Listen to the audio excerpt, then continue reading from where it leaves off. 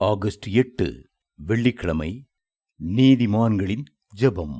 நீதிமான் செய்யும் ஊக்கமான வேண்டுதல் மிகவும் பலனுள்ளதாயிருக்கிறது. யாக்கோபு 5:16.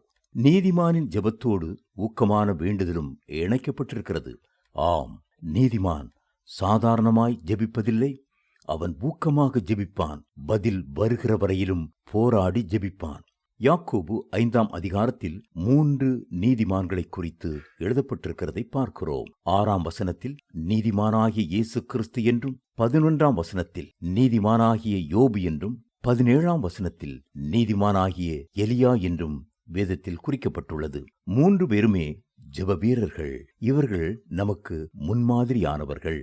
வேதம் சொல்கிறது, நீங்கள் சொஸ்தமடையும்படிக்கு உங்கள் குற்றங்களை ஒருவருக்கொருவர் அறிக்கையிட்டு ஒருவருக்காக ஒருவர் ஜெபம் பண்ணுங்கள்.